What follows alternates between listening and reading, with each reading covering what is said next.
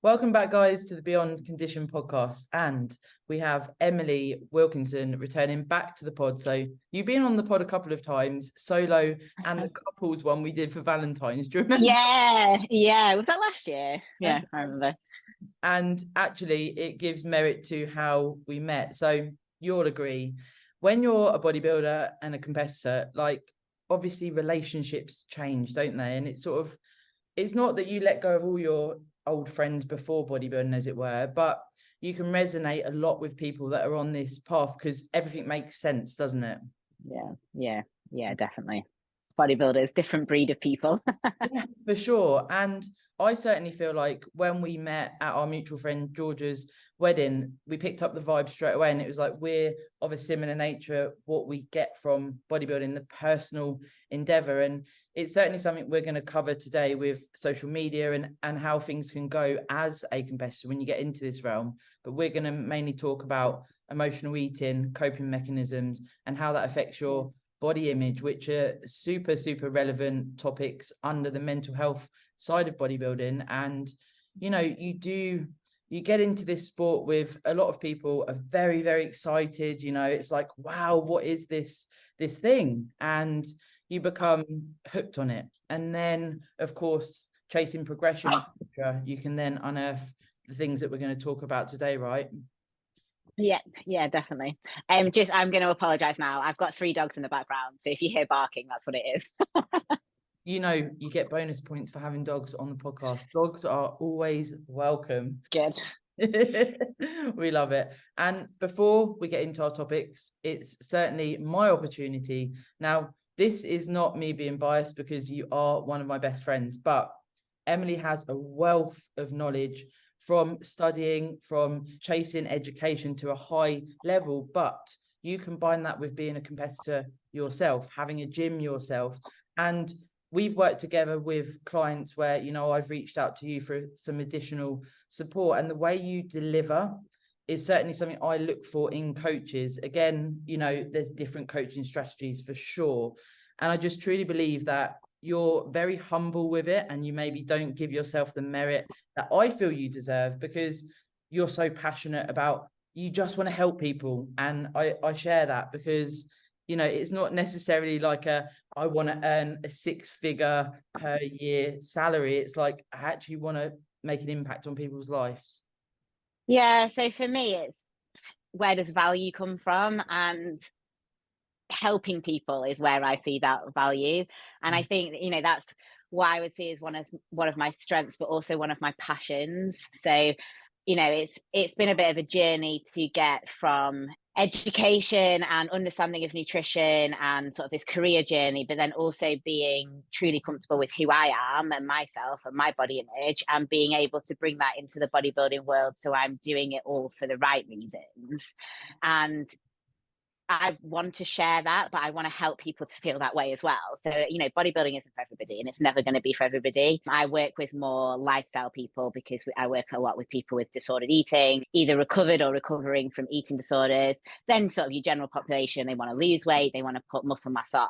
But then I've also been, like we did together, supporting some coaches as well, where they have clients that are either bodybuilders or aspiring to be bodybuilders, but they are struggling with the mental well-being and how that aspects impact the way they see food and the way that they relate to food and they relate their body to value.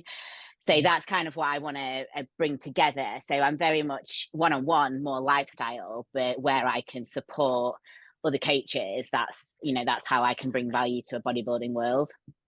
Yeah, for sure. And it was super cool to see your affiliation with Full Bore, because I feel like, sometimes for coaches, it's a difficult spot to spread a message you're passionate about when, you haven't got 1 million followers. And, it's hard to go, okay, so how am I going to get my message out and for people to recognize me? Unless, you affiliate with companies you believe in. If you go on podcasts, things like this, you start to get name out there, and this is certainly something that I want to bring to the attention of the listeners. If people listen to this episode and they go, well, actually I struggle with disordered eating, emotional eating, how to cope with that, this can be an extension working with someone like yourself where you maybe have a bodybuilding coach, or maybe you've come away from competing, but there's still some underlying issues. And then it's like, actually, I can utilize a specialist again, because you're a competitor as well. You've got that additional, you know, personal anecdote to bring to the table also. And I'm sure that really does help you deliver it to lifestyle and competitors, right? Yeah, definitely. And that's one of the reasons why I was so keen when I was asked to work with 𝗵𝗆. So they are sort of known for as a bodybuilding brand, but they are branching out and they want to be more lifestyle. And the way that we've sort of talked about it is everybody starts as lifestyle. Like, you're a normal person, you go into bodybuilding. And I think that with how social media is now, it's so easy to just go straight, follow those bodybuilders and follow somebody that is already really in deep with their journey. And sometimes that backstory is missed, and what they had to overcome, whether that's adversity, whether it is any issues with eating, whether it is comfort with within their own skin, to get to where they are now. So we wanted to make sure that we're laying down those bases, that fundamentals, that understanding of everything, so you can work your way up through that journey. And it doesn't mean you have to pause a bodybuilding journey to start again, but it means that as part of that bodybuilding journey, you can make sure that you're understanding how you're getting to where you want to be. Yeah. And, you know, bodybuilding is a journey. So you start out, you do your first season, you move on, you do your next season. So within that, how can you better yourself so that you can achieve more and be where you want to be? Yeah, for sure. And that education, which is something I always try and talk about, getting into this journey, be hungry for education, because essentially, you know, it's you that's needing to put the effort in day out. Your coach isn't there, although I've always wanted to do my coaches proud, because there is an element of that. But yeah, you know, you're the one that's got to do the work. And particularly going down the competitor route, you know, it gets tough, the phases we go through. And when we talk about body image, you know, feeding that into the phases. And really, you know, when you are a competitor and you're striving to go up the ranks and progress and pursue your bodybuilding career, there's that element of you're working for that physique for that one day, or if you do multiple shows. And it's a difficult one, because it's almost like, well, you've got to accept that your body changes either side of that. But then how do we do that? How do we utilize tools to go, okay, so my focus, my choice is to step on stage and bring a better package, as we call it, or whatever we want to call it, each time. But how do I combat that body image when I'm pushing up, or when the prep is, you know, taking fold and you're getting close to the stage? And I feel like that's what can potentially be missing as a competitor, being able to have tools there to utilize these phases. Yeah, and I'd say that for a lot of people, it's complete going into off season after a prep is complete, almost novel idea, because how many years have we been through where we've been pushed and pushed and pushed? You should be smaller, you should be skinnier, you shouldn't be fat, you shouldn't be overweight, your clothes should fit you, you should feel comfortable in a bikini all year round. And the reality is that that brings about this mental struggle that we go through as we're growing up, as we get towards adulthood, where we might be starting out that bodybuilding journey. And suddenly you've got, essentially, you're making a choice to go on stage, and you've got your coach who's going, right, let's get leaner and leaner and leaner, because they're doing their job. That's what they need to do, get you stage ready. And you feel more and more confident to show that on Instagram. So what do? Transformation. Say, you know, this was me 2 weeks ago, this is me now, I've lost this much weight, don't I look great? And you know what? Yeah, you do. And everybody likes it and they comment on it, and you feel really good about it. And then you get on stage, you get your reward, you find out, you know, what you need to work on.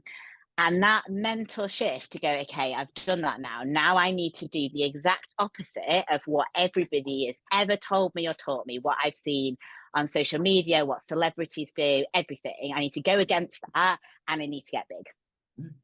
Yeah. And it's so hard. And I'd say that, you know, it's so, I think when you go into bodybuilding, you don't realize, you think prep is going to be hard. And actually off season, when you're really trying to build, that's the hardest part, because I would say, as a nutritionist, you shouldn't really be eating in the absence of hunger unless you have a reason to. So you know that you're not going to eat again for like 6 hours, so you need to eat now. But going against those hunger and fullness cues is very different, and probably something that we shouldn't recommend. But in bodybuilding, you have to, because in bodybuilding, you need to eat to grow.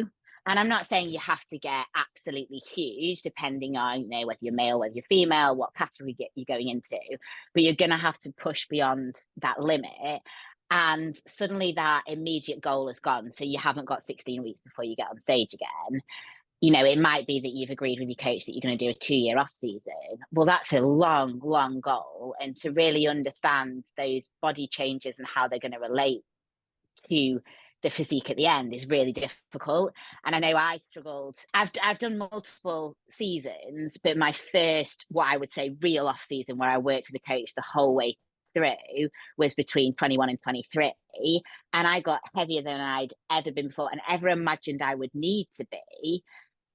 And even as somebody that can sit very comfortably in my physique, and I don't really place value on my body weight, and I am quite happy as long as I feel good, even then I battled against it because that scale just kept going up and up and up. And normally I'd say to a client, well, don't weigh yourself. You know, if it is a battle, don't get on the scale. But I've got to give that data to my coach because my coach needs that. And it is really, really difficult. So especially if it's your first time doing it and going through this process, you've got to really remember that you're in it to win it. You're in it for the long term, and you can make that switch. So if you have put weight on, you can switch and you can lose that weight, and you will be able to get back on stage. Or do you know what? You might decide you never want to get back on stage and you just want to get back down to a healthy weight. You are in control. You just have to have the proper support around it and that mental capacity to be able to work towards whatever that goal is. Yeah, for sure. And I really like what you said there about depending on your category and, of course, your gender. And then there is the additional thought process of if you're natural or assisted. That for sure is something that people need to consider. And, you know, when you are pushing up, whatever that plan may be, an ideal way to look at it, if you can with your coach, is to almost time like that. So if you, like you say, if you've got a 2-year off season, having talks into what that's actually going to look like. So I'm not saying the coach should say, right, we're going to gain X amount of body weight, etc., but just giving some cues as to what that's going to look like. So we're going to look to increase training performance, or we're going to slowly integrate off-plan meals, or things like this that are away from what we have in a prep setup. And then you can start getting your head around little parts of how the journey would almost escalate as you go through your growth phase. And for sure, you know, there needs to be that element of what are you looking to achieve the next time you step on stage. Now, some people will change category. So they may be going from bikini to figure, as an example. So the amount of muscle needed to be accrued is going to be larger than someone that's staying in, say, bikini. Or you may be bikini in an amateur federation and you're looking to go down the IFBB route, as another example.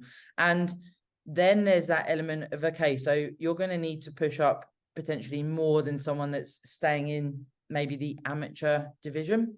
And are you willing to almost accept that that is part of the process, and you're going to need to push up higher with food, you know, training will be different, etc., etc.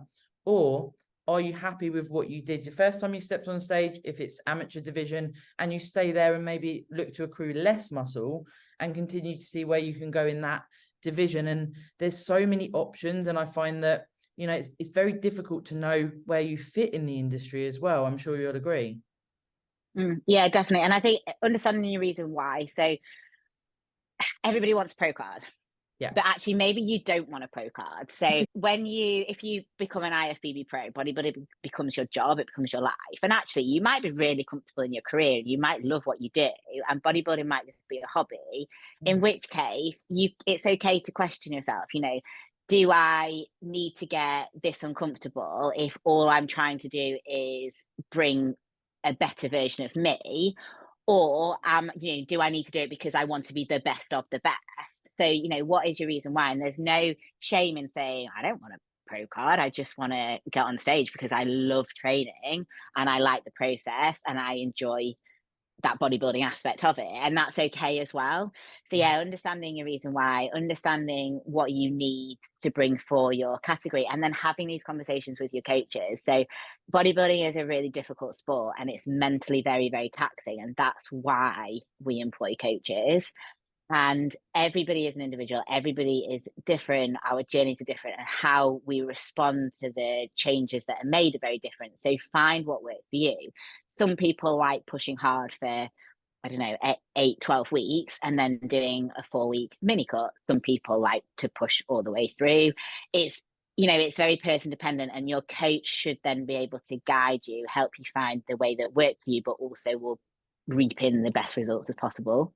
Yeah, for sure. I like that example actually, because certainly for myself in this longer off season now, the view is to maintain a level of condition that makes me feel comfortable in my own skin, and that I don't feel like, you know, I'm pushing into those realms of where I felt in the past excess body fat, which becomes very uncomfortable. Also levels of fitness, like you start getting out of breath from novel things and all of these things that are associated with like a big push up. So certainly for me, it's like, I sort of call it a favorable push up because I've allowed longer. So I haven't said what, you know, if I compete in the future, when that would be. So just taking my time and essentially getting to this body weight, sticking around here, but then focusing on training performance and being able to slightly increase food with that, but not phenomenal amounts. And it feels really good, but that's because I've allowed time. And, you know, I've done over 12 years of bodybuilding. I'm in a good spot. I've stepped on stage a lot of times, whereas someone that is looking to continually progress, there is a lot of consideration into that. Like I mentioned earlier, you've got to be in that body that you're maybe not comfortable in, and then be in it for a bit longer and a bit longer before you do a prep again. And it is tricky because I don't think that really anyone, like you say, it's individual to you. No one can really say anything per se that's going to change that. But I think sometimes, like podcasts and things, you can pick up like one sentence and that maybe changes your mindset. But I feel like that the self-love, the self-care, that type of vibe. Yeah. Have you got any sort of anecdote or things that you help clients with where it's like, how can you almost give back to yourself to stay in a positive mindset when you're looking to progress for stage next time you compete? Yeah, so you need to learn to live. So prep is hard, and prep is, you know, you follow a food plan. And so, you know, people do it differently. Some people track macros, you know, some people track macros, some people will follow a food plan. I am that person that doesn't deviate. Like I weigh my oats out. If they're over a gram, I'll take an oat out. And I'll do my cardio. So if I am told to do fasted cardio, do fasted cardio. If I'm told that it doesn't matter whether I'm doing fasted cardio or fed cardio, I'll make that decision, but I will do the exact amount. My heart rate will be in the exact place that it needs to be. I'll do the steps that I'm told to do. And when it comes to things like social occasions with friends, I always do my best to try not to miss out, but I will always suggest we do something that doesn't revolve around food. So usually a dog walk and a coffee. So I value, and I try and help them to see that I am trying to value being with them and taking that away from the food aspect or anything that is going to add stress to me, because I can't tick the boxes that I need to tick in order to be able to bring my best. When it comes to off season, I have a mindset shift, and I think this is what a lot of people need to work on. So it needs to be away from what you look like, and it needs to be more about the experiences and the enjoyment of life. So I'm not saying that in an off season you can just relax and you just eat what you want. It doesn't work like that, because you do still have an ultimate goal, but you need to not miss out on things. So whereas before in prep you said, I'm not going to go out for dinner with friends this time, it might be good if you suggest that you go out for dinner with friends, so that they know, you're still there, you're still relevant, you're still happy to join in the things. Food brings us together, and it's important that we still accept that social aspect that food allows us to have. So go out for dinner, don't worry about what's in the food, because it's one meal out of maybe a week or 2 weeks. It might make you hold a bit of water, but it's not going to ruin your physique. So just allow yourself to have those experiences and really live. So I personally wouldn't go on holiday during a prep, but I know plenty of people that do, and they stick to the plan, and that's absolutely fine. In off season, if you're going on holiday, don't take scales with you. Like, it's okay. You should have learned over the period what a portion of protein looks like, what a carbohydrate is, what a fat is, what your body needs to do in terms of movement to just keep everything ticking over, your digestion working properly, and you feeling comfortable in yourself. So just go and live, and don't let bodybuilding be the be all and end all, because when you take it away, and eventually you will take it away, it's not really a sport that you're going to be with long term. I've always said probably I'll finish at 40. Some people do carry on a bit longer, but you don't get that many people that are going into the 60s doing it. So what have you got at the end of that? Don't ruin the rest of your life, because bodybuilding can integrate into your life, and that's how it should be. For sure. And you mentioned earlier, actually, when we talk about full bore, the fundamentals. So what are the fundamentals? And I certainly asked that question to many people, that are maybe in a negative mindset about what bodybuilding is. And it's like, if you don't enjoy the fundamentals, then perhaps it isn't the life for you. And that's not, saying that maybe you can grow to love it. But being an active person essentially is bodybuilding that proper fundamentals, right? So going out and getting steps, being active, doing your food prep, all of these things, there is levels of enjoyment to that. But you actually touched on it as well, when people maybe think they want a pro card, because it's like, well, I should want a pro card. And it's like, if you don't enjoy those fundamentals, then your life is pretty much going to be hell, isn't it, each day? Yeah, exactly. And like, you want live to get your pro card.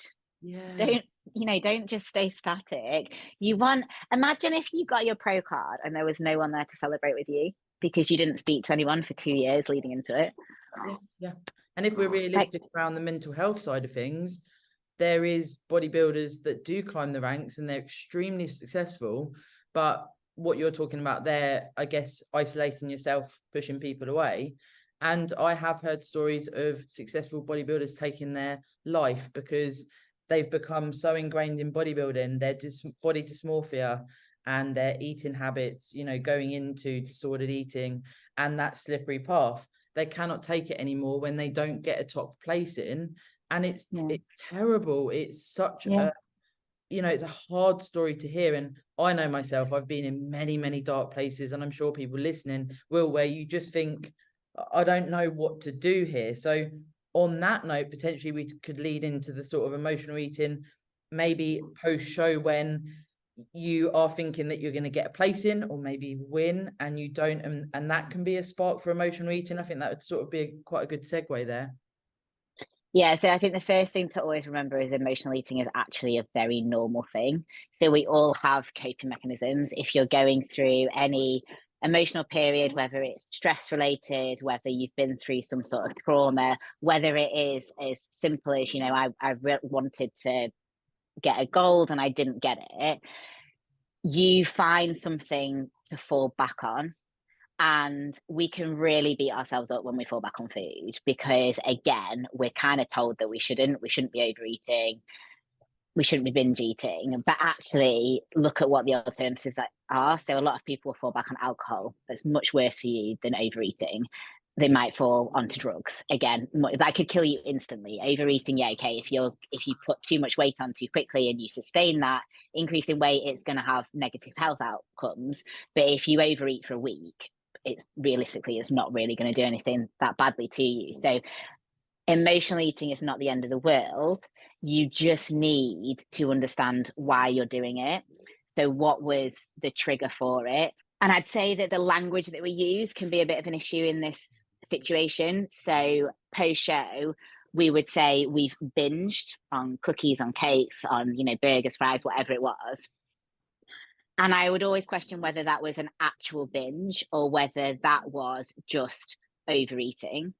And it comes down to your level of control. So if you felt absolutely no control whatsoever, and I mean, you didn't even plan out what you were going to have, then okay, that could be termed a binge. But if you said after the show, I've brought with me this cookie and I'm going to go to Five Guys and I'm going to get a burger and chips, and then when I get home, I'm going to have some sort of dessert, it's not really a binge. I'm choosing to overeat because I've been really strict on myself and restricted so much for however many weeks, and this will make me feel good. So then it's looking at, like, how does it make you feel? So we should be using food in these situations to make us feel better. So that's what a coping mechanism should make us do. And in that moment, if it was just what I've decided to eat, so it was just my cookie, it can make me feel better. But if I'm then losing control and I'm eating way too much food, that's when the guilt will set in. So taking a step back and just trying to figure that out. So before you start eating, just sit with yourself for a minute. What will serve me well in this moment? What will make me feel better right now? And how will it make me feel tomorrow?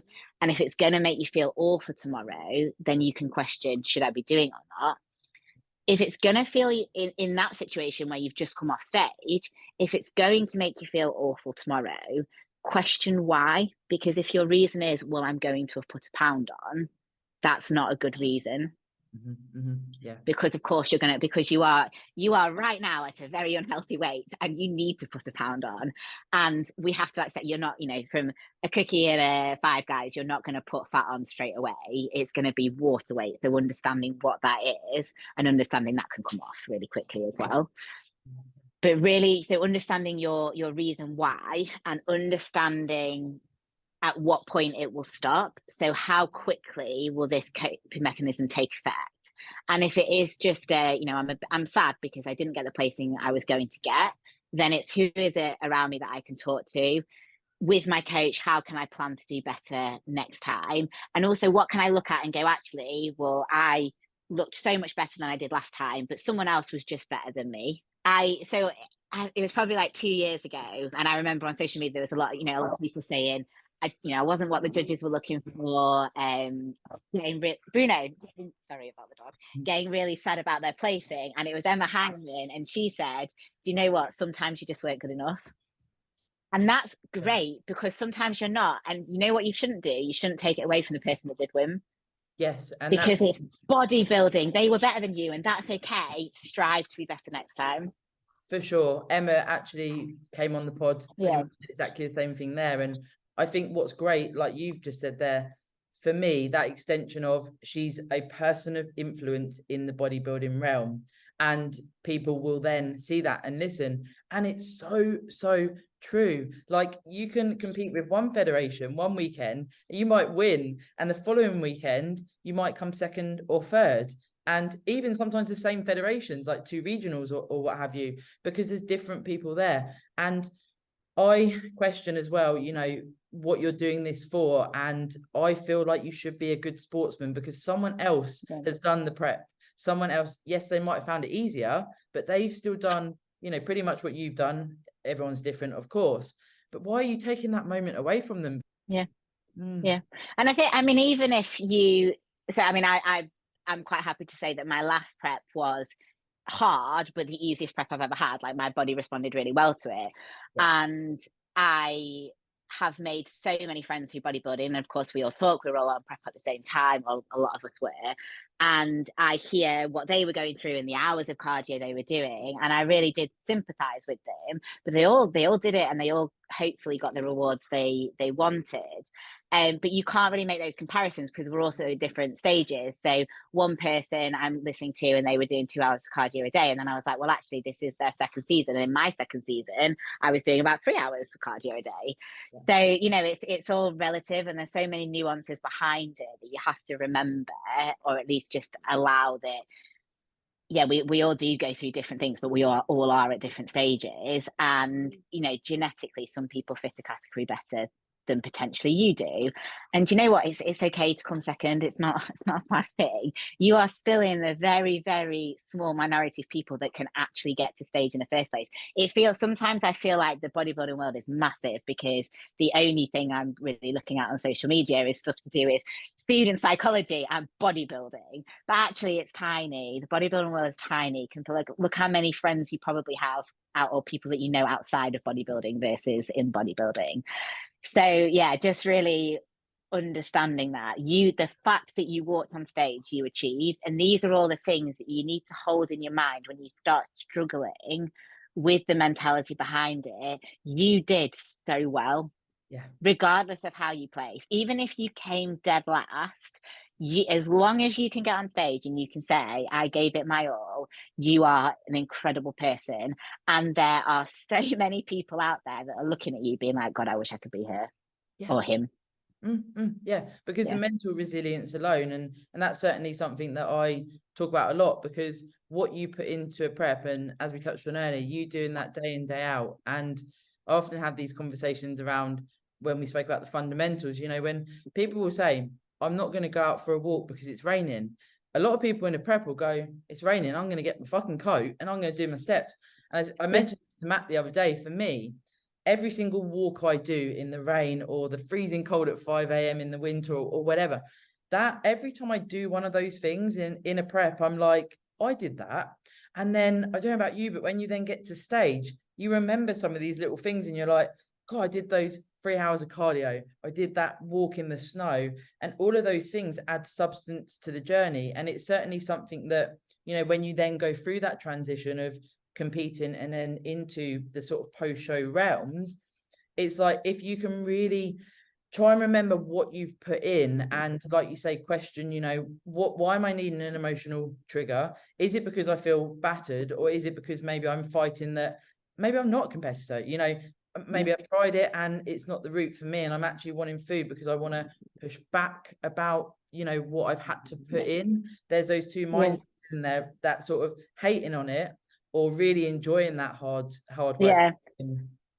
And sort of that acceptance. So you, over that period of prep, you put your body under significant stress, really seen it, probably more physical stress than potentially any other sport, because most of the sports feed you into these things, and with bodybuilding you're taking food away.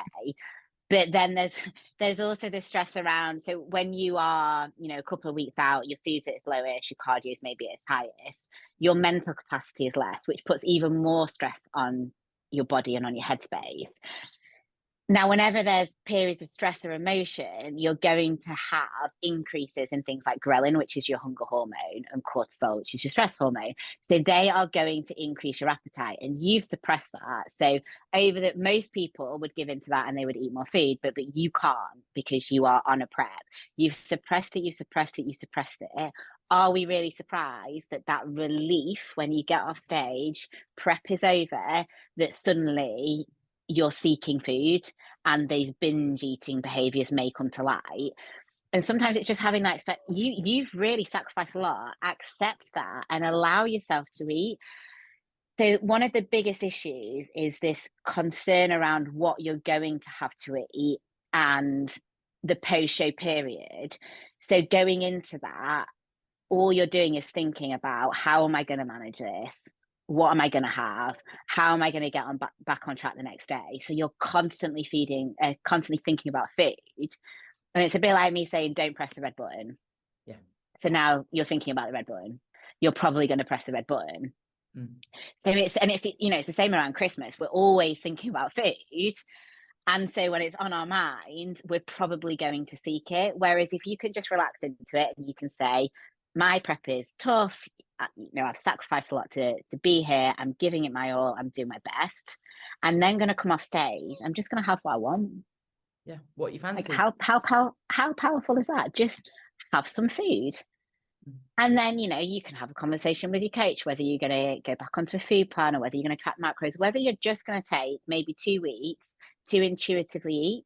And I don't always like the phrase intuitively eat, because I don't think with somebody that has no knowledge of nutrition, intuitive eating can be very difficult from a health perspective, because I don't think many people's intuition goes, let's eat loads of vegetables. But when you are a bodybuilder and you have been through a prep and hopefully an off season as well, and you've been sort of exposed to, even if it's just a little bit of knowledge, then I do think you can intuitively eat, because you can go, well, you know, I normally have 200 grams of protein a day, and I know what that looks like, and that's what I'm going to stick to. My fats and carbohydrates doesn't really matter. If I want to have a cookie, I'll have a cookie. If I just want to have a jacket potato, I'll have a jacket potato.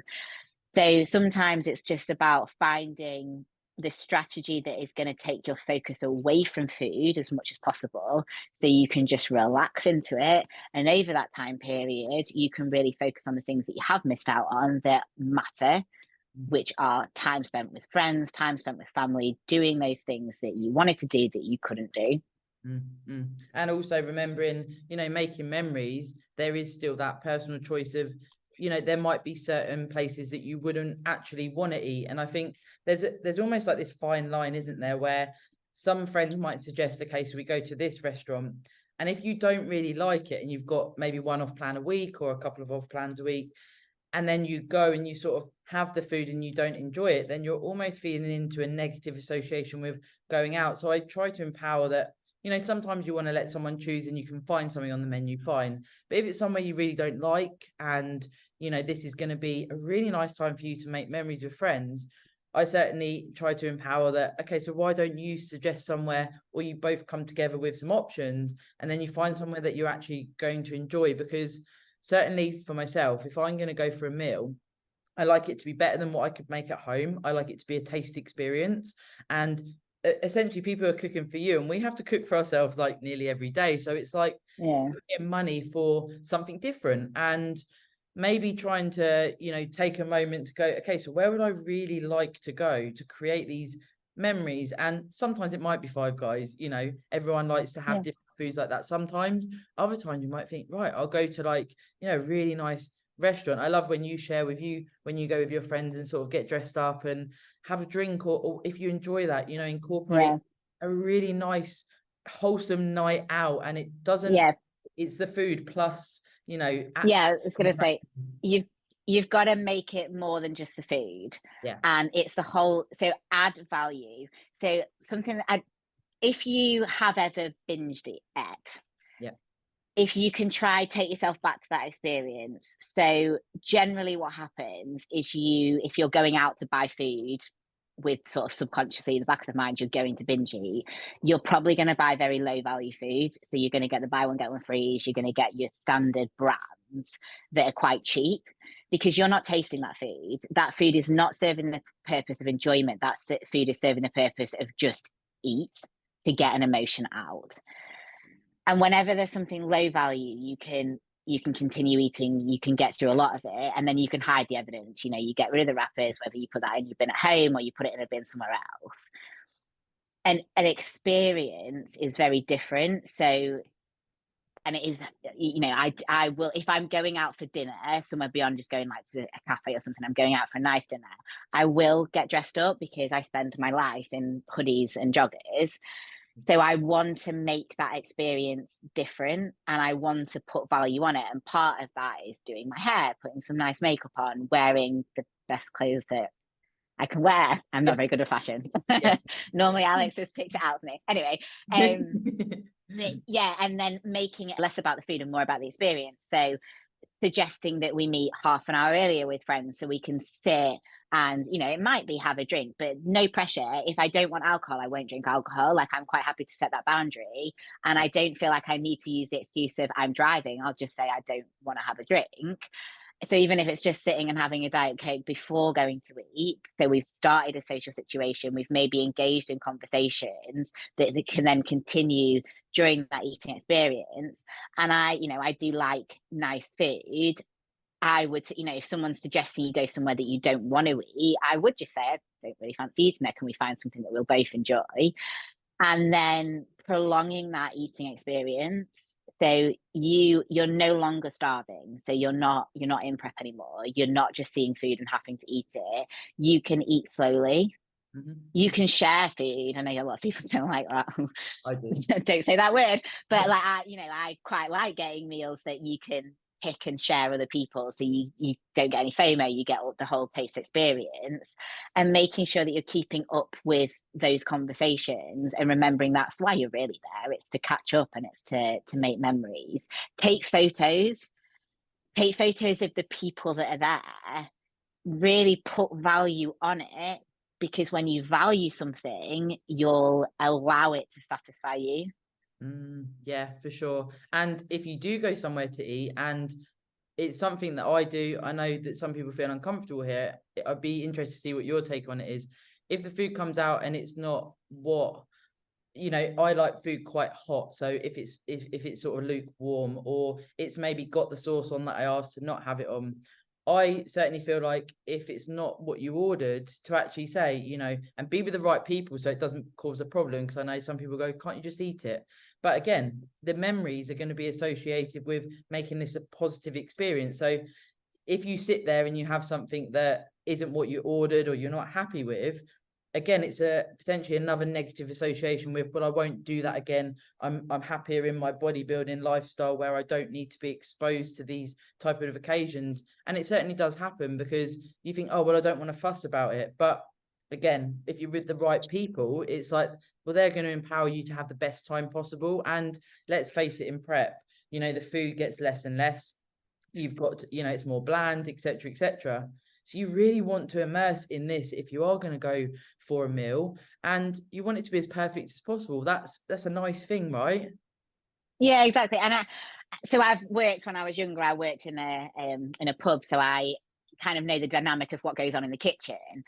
So as long as you know, if there's something that you want to change on the menu, as long as it's within reason, then I think it's okay to ask. So it's nothing to do with calories. I don't like a dressing on a salad. I like it, you know, if I'm getting something with salad, I don't like any dressings really. So Yeah. I will ask for that not to come with the salad. And that's fine, because I know in the back, in the kitchen, they are going to make the salad and then they're going to pour the dressing on. So they just don't do that.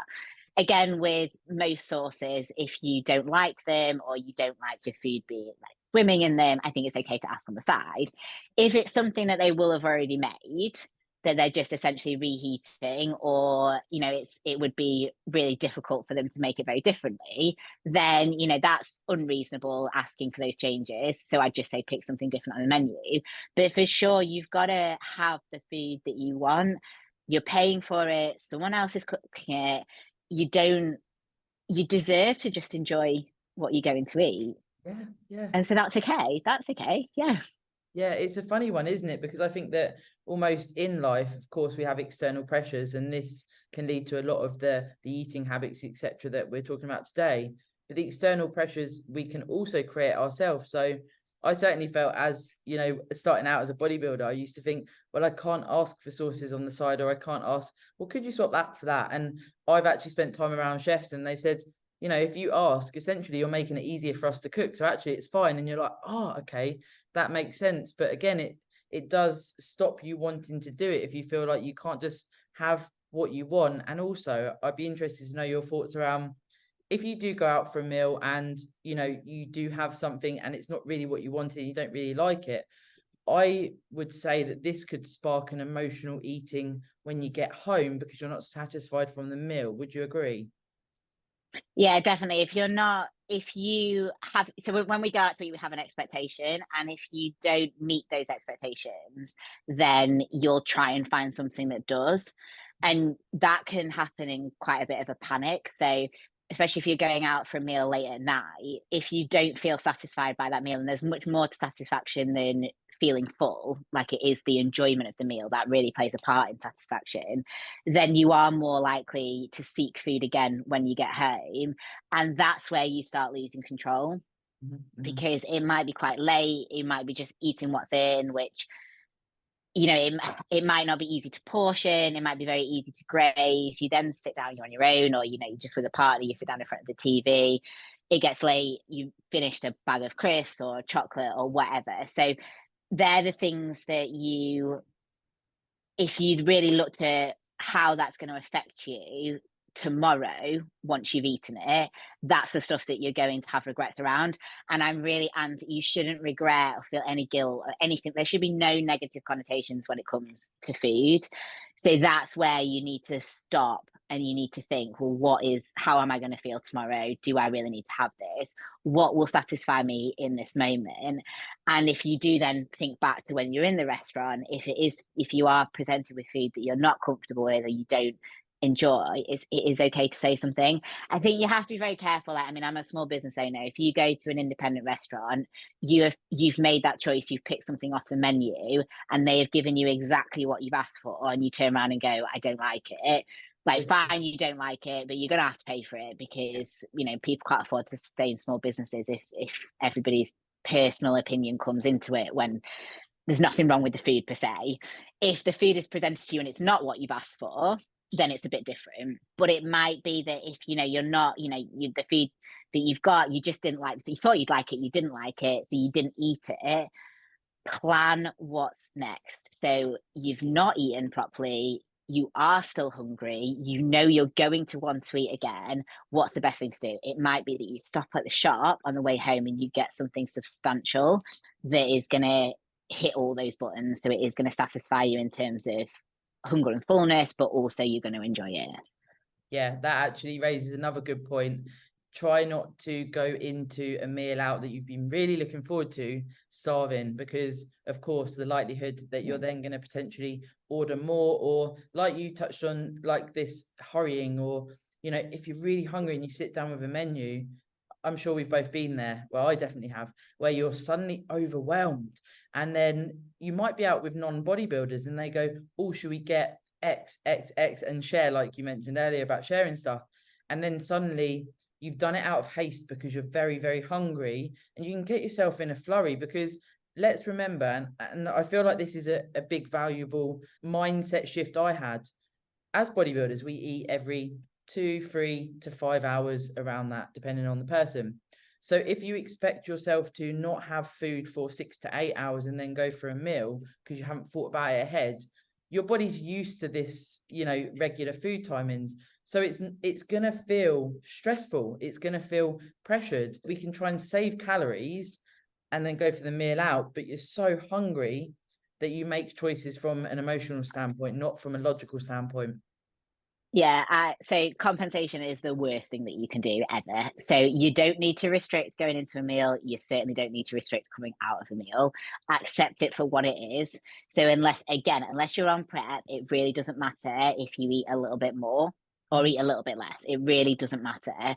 But trying to only, if you're going out for an evening meal, you usually eat within that time frame beforehand 4 meals, and you try just to eat 2 and you only have protein and veg. You're going to be starving. And especially if we're still talking about post-show, it's going to be even worse, because that's basically punishing yourself. And again, this is the problem. When you start compensating, it's punishment. You didn't do anything wrong, so you don't need to punish yourself. And when you punish yourself, then that meal out becomes a reward. And when you're rewarded, you feel like you have to get it in really quickly, because it's almost like it's going to disappear and it's going to be gone forever. So it's these sort of good and bad foods, healthy and unhealthy, sins, non-sins, punishment, reward, not words we want to be associating at all with food, because it is just food. So be sensible. If you eat, as a bodybuilder, if you eat 6 meals a day, have the first 4, and then you just replacing the other 2 with the meal out. Don't need to worry about what the calories, don't need to worry about the protein content. You're just replacing 2 meals with the meal out. The next day, get up and have meal 1 as you would normally. You don't need to do more exercise. The number of times I see, not just bodybuilding, but lifestyle clients as well, they're on the treadmill or on the Stairmaster or whatever the next day because they ate out, and they're trying to undo what they've done. Like they're going to get off a Stairmaster and suddenly the water retention is just going to have disappeared. And it doesn't work like that. And one of the bigger issues with doing that is you make yourself more hungry. So when you exercise, you create an appetite. So then you're more likely to have food-seeking behavior afterwards. So it becomes a really vicious circle. You didn't do anything wrong by going out and having a meal, or staying in and having a meal, having something off plan. If it is your off season, just accept that you've done it. By all means, let your coach know.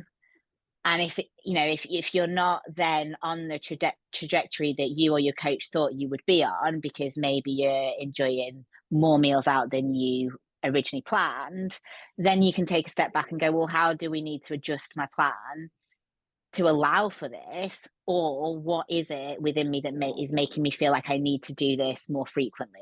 Is it something that I'm doing just because the option is there, I'm being invited and I want to do it?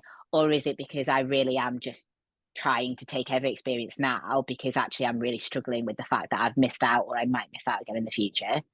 Yeah, for sure. Because you get into that mindset of, people will be thinking, okay, so I need to give back to my loved ones that have supported me. And there's nothing wrong with that mindset. But of course, there is that extension of them thinking outside the box a bit. So like you mentioned earlier in prep, going for a walk and a coffee. So you could still do things like that. And maybe you go for a walk and a coffee and a piece of cake. So you maybe don't need to go for a whole meal, but, you know, making memories and extending that away from the food, as we've already spoken about, certainly really helps. And I really like what you touched on there about timelining. So particularly with lifestyle clients, of course, a prep is going to be very different, but when you're setting a diet phase, you know, say you've set 16 weeks as a fictitious example, and actually they've got quite a few things that are coming up in the calendar that are social occasions. So they may be having things that are going to take their calories slightly higher, maybe only to maintenance if you can sort of give guidelines, etc. And I always have that conversation as to, do you want to go for a meal out? If the answer is yes. Okay, so if we were to add a week onto your diet, or 2 weeks onto a diet, if there's, you know, multiple occasions, etc., again, person dependent, is that okay? You know, does there need to be an end date per se, or can we just roll with the progression and then they have another birthday come up and things like this? I always say, if you're making an informed decision and you can have a conversation with your coach, I'd really like to do this, and your coach says, okay, we add a week onto the diet, yep, no problem. And it just feels so much better, and the client feels empowered, and you're not demonizing. Because of course, if you have that mindset that you can't do anything for 16 weeks outside of a prep, when do you start? If you've got a social occasion every 4 weeks, when is your opportunity? Whereas we can make this work with social occasions for sure.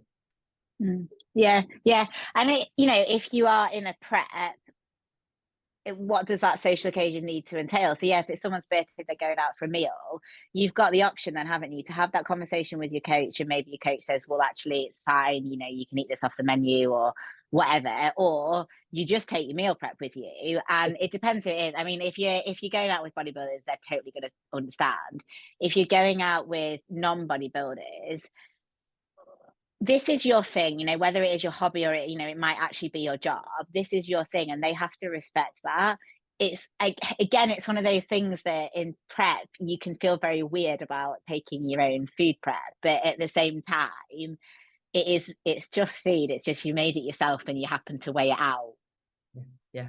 And if you normalize it, I think sometimes it's your almost like insecurities per se. The first time you do it, it's really weird, isn't it? You're like, my Tupperware, and you don't want anyone to look. And normally it's everyone else that feels uncomfortable that projects it onto you, and then you're like, everyone's asking me questions. But actually, when you get used to doing it, it feels quite cool. And I think that really, when you're in the sport of bodybuilding, maybe you quite like to be the weird one out. So actually it's like, well, this is quite cool. I mean, another thing that's almost an extension of, you know, outsiders, I've certainly found when I've taken meal prep to meals where it's non-bodybuilders and there's, you know, an array of people that I've never met there, when I then eat my meal prep, if I'm in a prep or whatever, I get so many people asking me questions then about, oh, I've tried this diet, and you know, when you're just like, I'd actually really like to have a nice night out and not talk about dieting.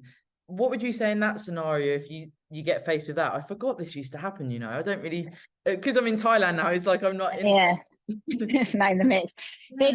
So there's curiosity and then there's judgment. So it depends why they're asking. So if it's curiosity, you know, why are you doing this? Well, I'm a bodybuilder, explain it. If you want to change the conversation, it is okay. Again, set a boundary, just say, okay, we've talked about this now, can we move on? Or just change the subject. If it's judgment, and it can be judgment on their part or on your part, because sometimes a judgment that themselves judging themselves can actually reflect onto you. So going, oh, I'd never be able to do that, or, oh, you've got so much restraint. If that negatively affects the way that you feel, just say, okay, that's fine. Or we'll talk about it another time. Let's discuss something different. So just having that ability to flip conversations. And I think it's all right. I would personally explain the difference between prep and off season. So I'm bringing my food because I am preparing for competition. I used to swim. So for years I swam, and that wasn't weird. Bodybuilding for some reason is weird for people. But when I swam, I would miss social occasions because I had to train, and that was totally acceptable. now I'm a bodybuilder, if I wanted to miss a meal out because I'm on prep, it's not all right. So I try and get people to realize that I'm preparing for to be the best that I can be at my competition, and my competition is my own goal, and this happens to sit here. I want to be present, so I'm just keeping the things that I can have control over in my control and still being there. Again, if it's off season, it's very different. So I personally wouldn't take meal prep to off season if I was, for whatever reason, and I do this. Like if I am really trying to stick to my food plan, like, you know, and you just want a really good week where you just want to tick all the boxes because actually you want to make sure that what your coach has told you to do is working, then if we're going out somewhere with calories on the menu, I would maybe look at those calories and I would offset the rest of my day around it. Or I would just use my intuition. So I would order something that I think is very similar to the foods that I would have eaten anyway.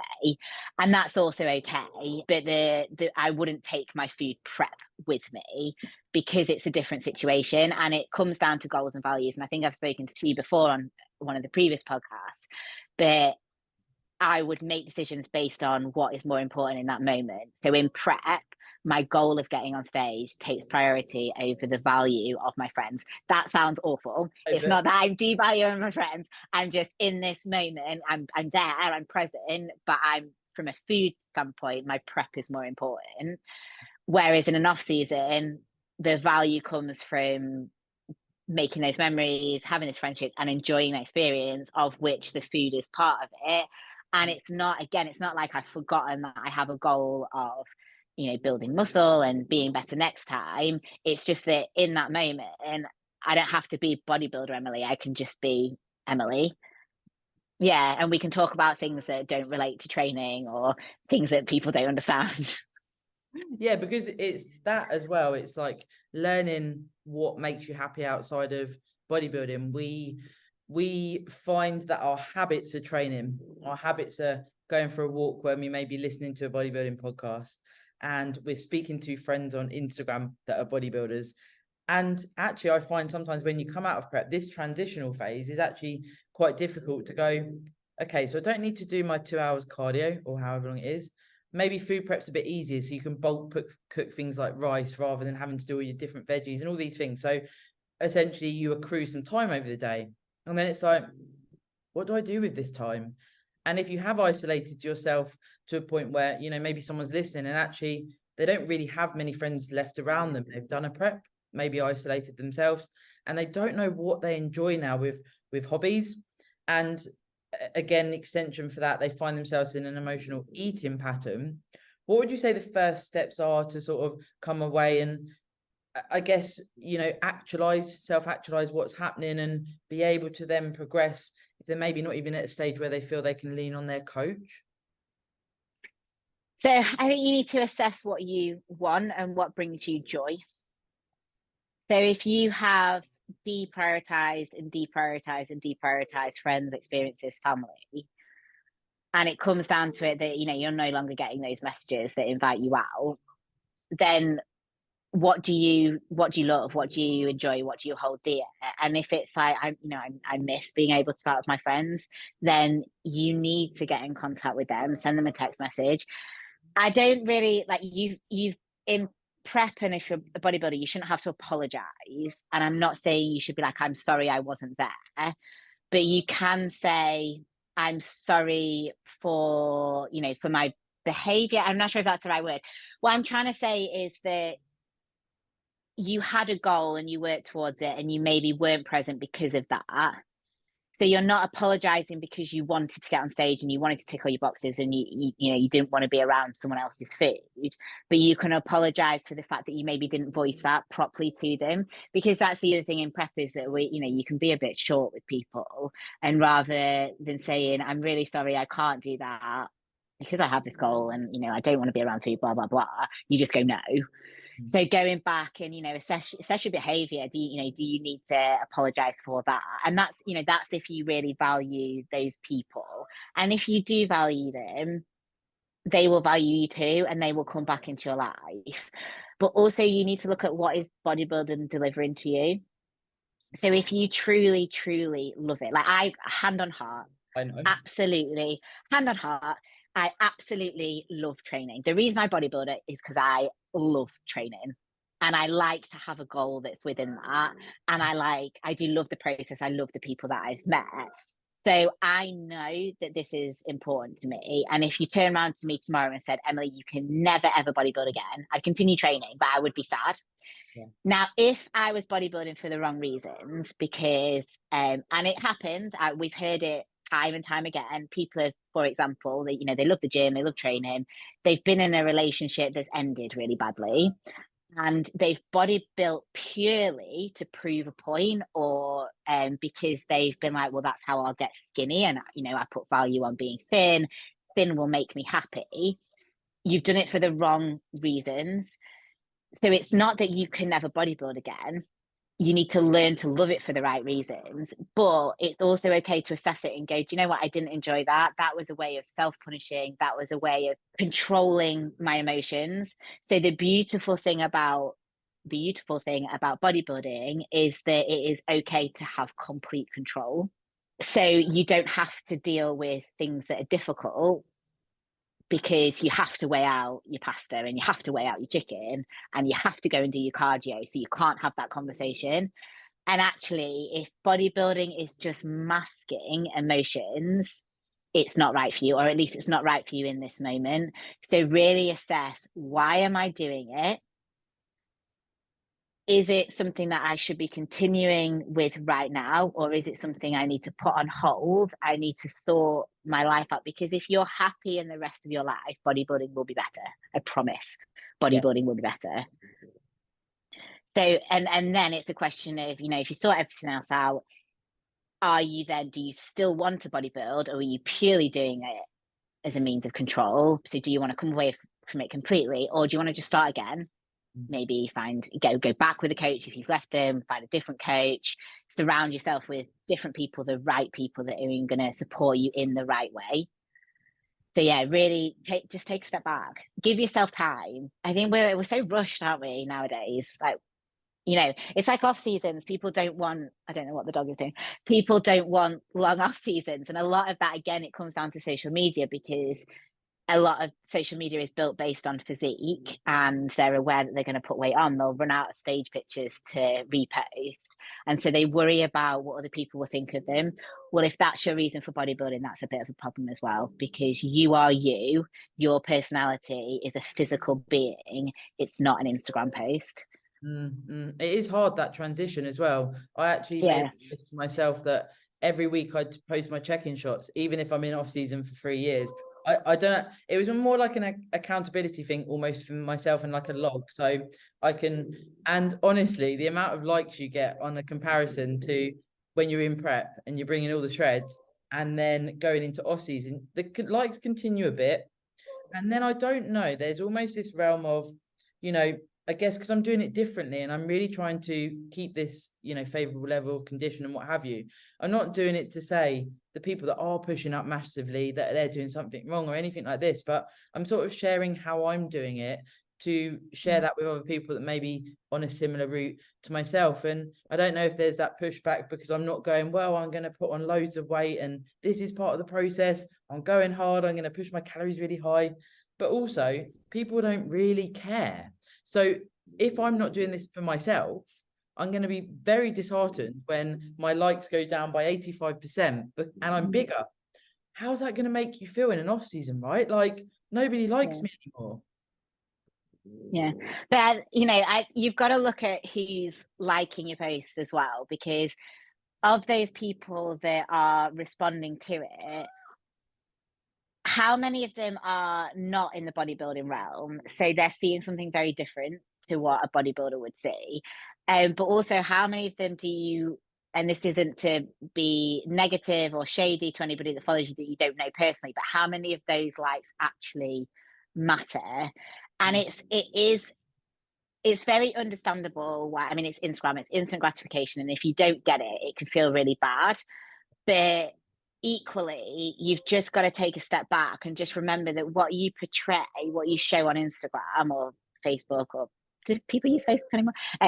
TikTok. I'm too old for TikTok. Anyway, what people share,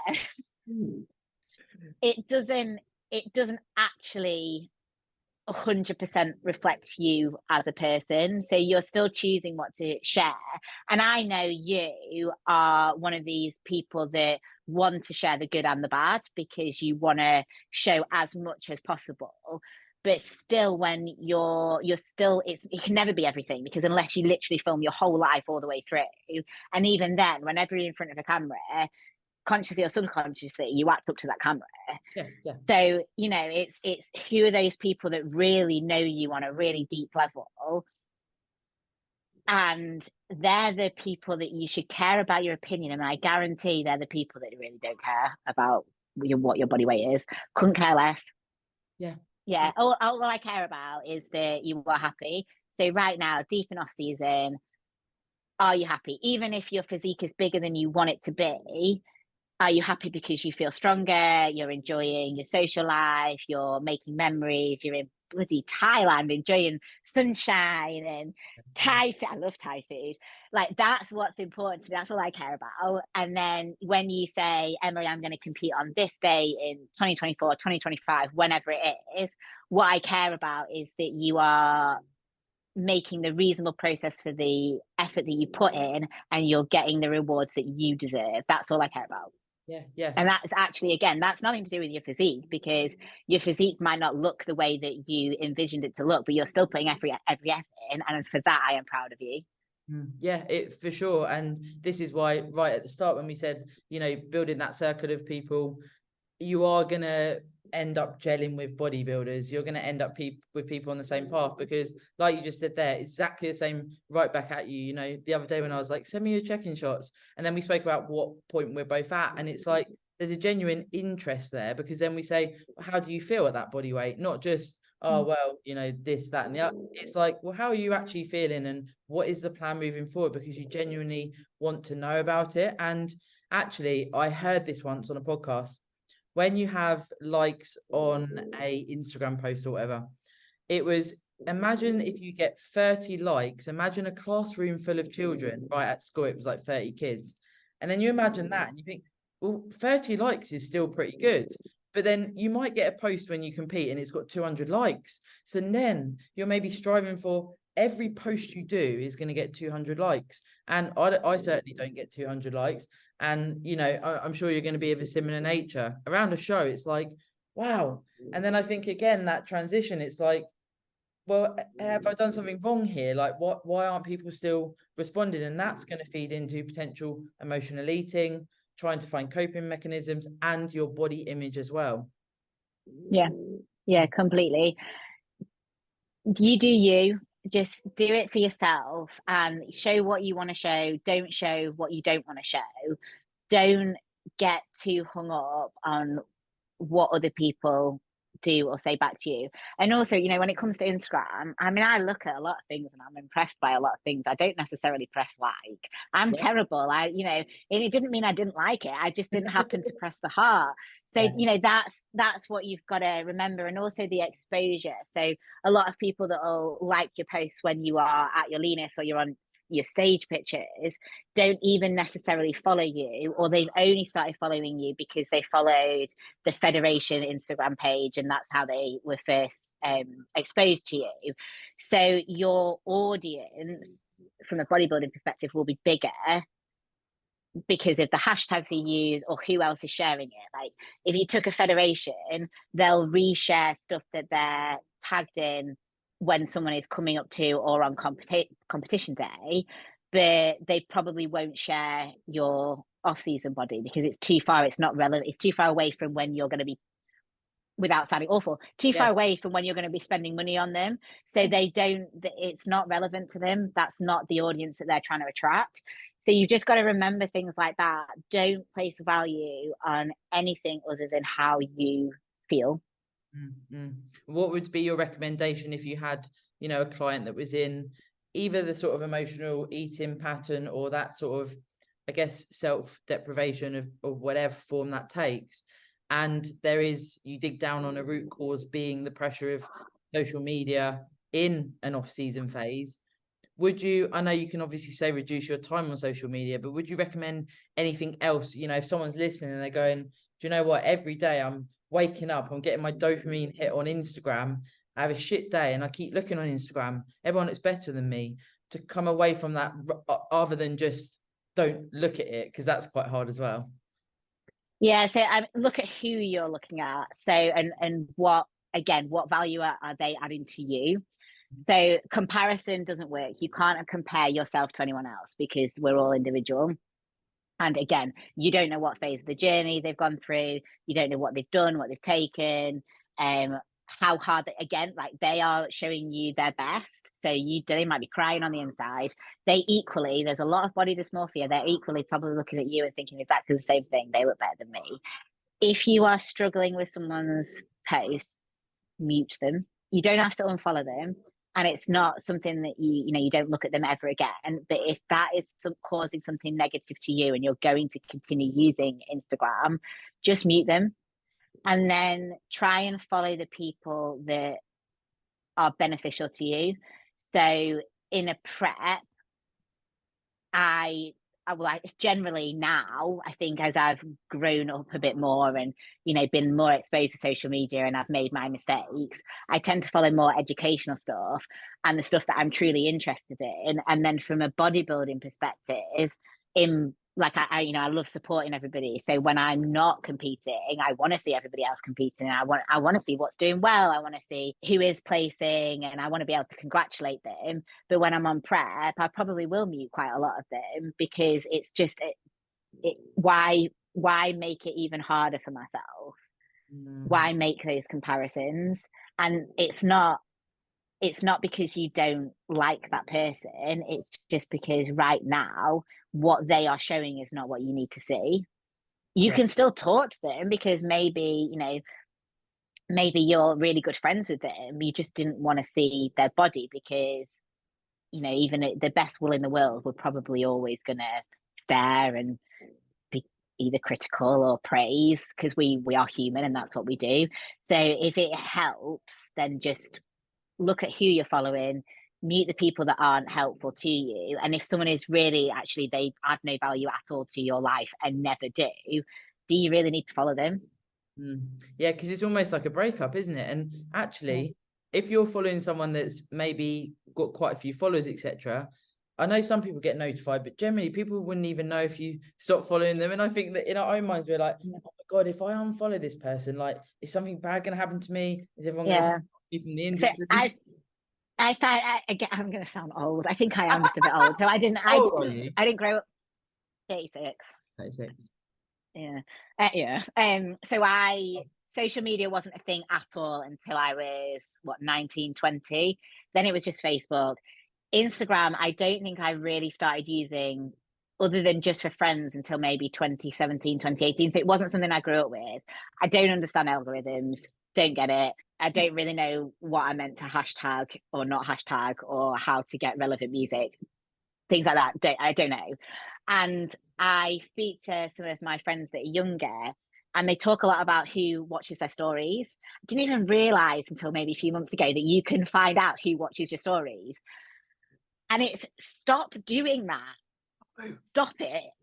Because if someone does it, if you notice that somebody that you think follows you or follows you and they're not watching your stories, it makes you feel rubbish. Or if it's somebody they're stalking me because they're watching all my stories. No, you're putting something on Instagram, and they're doing what you do and they're scrolling and they're seeing things. Don't do behaviors that can lead to negative thoughts. Does it matter if you put something on Instagram, expect it to be looked at? So why do you need to check who's seeing it? I know when Matt told me, I was like, what do you mean you can see who views your stories? And I got into I sometimes have a little phase where I look and I'm like, why am I even looking at this? I've never felt the need to look at this. And also I've picked up that some people that I've ended up sort of gravitating away from, as you do in life, so they don't follow me anymore, but they search me and they watch my stories. And then what I find is it brings back memories of that past friendship that didn't work out. And I'm like, oh my God, why are they watching me? Are they judging me? Have I posted something that they're going to talk to someone else about? And all of these things feed into this negative attachment to social media, and I'm sure you're the same. My social media is my happy place. Yeah, and that's what it should be used for. There's so many negatives when it comes to social media. And I mean, I think I see it a lot from it, obviously from a nutrition perspective. Everyone's got an opinion and there's so much misinformation out there, and I'm constantly demystifying the myth. And that is where social media can not only be very negative, but also very damaging. Confusing. Because you believe stuff. So you've got to find the positives and you've got to use it. Don't get into this sort of negative spiral of finding out what's going to harm you, and what chemicals you're adding to your body, and who looks better than you, and how can I compare my physique to this and that. How about switch that mindset? What can I learn from social media while I'm on prep and I've got hours of cardio to do? How can I use social media to entertain me positively? Is there a new hobby that it can reveal? Do I even need to be sat on social media, or can I be on something else? Can I, if you're just walking or you're going steady on the Stairmaster, read a book, like do something that takes you away from that negativity. Positivity breeds positivity. And I know sometimes it's really hard, but you might be sat watching this and just being like, well, I'm not in a good place. I'm not happy. But try and find the positives. And there is definitely something to doing things like writing gratitude lists. What 3 things are you thankful for? And if you can do that first thing in the morning, even if it's the same thing every morning, can you just try and just focus those thoughts on those things? Can you try and broaden those things? Can you try and add to those things? Use it for the right reasons, and everything then falls into place. And then if we take that back to the food situation, even so, happiness and emotion is an emotion, and it can cause you to overeat. So if you're in like a party situation with buffet food, it's quite likely that you'll eat more food. But negativity, sadness, depression, anxiety, they're usually the bigger triggers of overeating. And you can't just flip a switch and remove those emotions, but what you can do is identify them, and then you can find someone that can help you work with them, help you manage them, help you solve the issues that you're currently facing. And then when you do that, you can bring in that positivity, and it's this nice circle that you give back, you feel better, life fits better. In bodybuilding, prep will go better, off season will go better. Yeah, for sure. I think on that note, it would be good to actually maybe just run through before we wrap up about what you've said there about gaining help with anything we've spoken about today. And you've given your time today to the podcast, and I know and I trust you 1,000,000% of the service you offer to our industry. I cannot stress it enough to the listeners. If there's anything that you are struggling with in regards to emotional eating, that feeding into body image, disordered eating, or food disorders, get into the root of the problems, and that's what Emily is great at. And then, like you say, feeding that into a far more beneficial physique development journey. If someone is, listening, they're like, I feel like I do need some help, but I'm not sure. Now, I think sometimes people can feel like if they reach out, they have to enlist the services of someone, and that may then hold them back. But again, you're not that way. Is it best to sort of pick you up on Instagram and just say, I've heard this podcast, I am struggling with a few of these things, and to go from there? Or what advice would you give if someone's like, I don't know whether I can actually reach out, Yeah, so firstly, never feel like you can't reach out. So I am a nutritionist, but my background, I'm a appetite psychologist, and my PhD is in psychology. So I blend the two together. And people come to me because they think they have issues with food. 99% of the time, the issue is something deeper, it's more underlying. And I truly believe that by fixing that, or at least managing that, the progress that you can make in life generally is so much more significant. There is absolutely no problem with you reaching out. Talk to me, tell me what's hard, what you're struggling with, and I'll let you know whether I think I can help you. And I'm not, I'll hold my hands up, I'm not always the right person. Sometimes you need a counselor, or you need a psychotherapist. I would say I'm more food therapy, but I will certainly tell you exactly how I can help if it's possible. And what I did with Sarah, and what I've done with some other coaches as well, is I've almost like team coach for a little bit. So I understand that financially it can get very difficult when you are a bodybuilder and you want to continue to pursue that. you might have a coach and you don't want to lose the coach, but I can certainly work with the coach and we can find a dynamic that works, that allows everybody to help you. And that's what we want to do, is just because if you can get the foundations, baseline, everything ticking over nicely, it just means that your bodybuilding journey can be so much more beneficial and positive for you. For sure. And actually, that's worth mentioning as well from my coaching standpoint. Now, of course, I have personal anecdote. I have worked with people that have disordered eating behaviors, etc. But when we have worked together, I was actually in on the Zooms, you know, it's a three-way conversation with a client, and it's really, really good from a coaching standpoint. If you're listening and you're a coach and you're thinking, I have a client here that is looking like potentially there is a food disorder or that type of realm, this is out of my depth, reach out to someone like Emily and do this, you know, sort of three-way coaching. And then you can sit in on the Zoom calls and you do a write-up as well after each session. And depending on the format that, you know, that you decide with the coach and the client, it's a really good learning tool for the coach as well. And I certainly took a lot from that, hence why I can, of course, talk about your services from my own personal experience. So that again is something coach. And I would really emphasize this, is coaches within the fitness industry, you've got to look at what you are qualified and experienced enough to do. So the food plans, the training, 100%, the support, emotional support, you are there. But sometimes there's something a little bit deeper.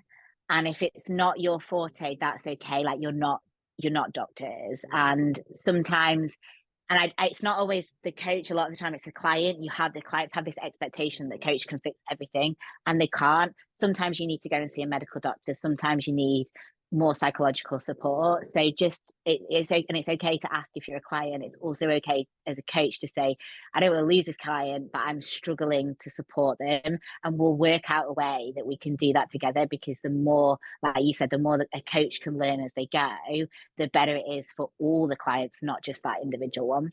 Yeah, for sure. And then, of course, building that trust with yourself, and that then breeding into, you know, when there is future clients that maybe have struggles, you can either help a little bit more from your learning with working with yourself, or you can lean on your services again. And it also, I believe, helps the client trust you more, that you've actually noticed something that needs some further attention, as it were, and you're able to say as a coach, look, do you know, this is out of my realm and I want to help you. Like you said, what I'm going to do is I'm going to reach out to another professional and we're going to look at options, because actually you are putting the client first then, and it is something that they are struggling with. And what a way to end the podcast, because again, if coaches are listening and they think this could be a good idea, or if there's a client listening and they want to reach out, of course, speak to Emily on Instagram. And if you enjoyed this, always like to see on the gram, because we've finished with talking about the gram, tagging and sharing the episode.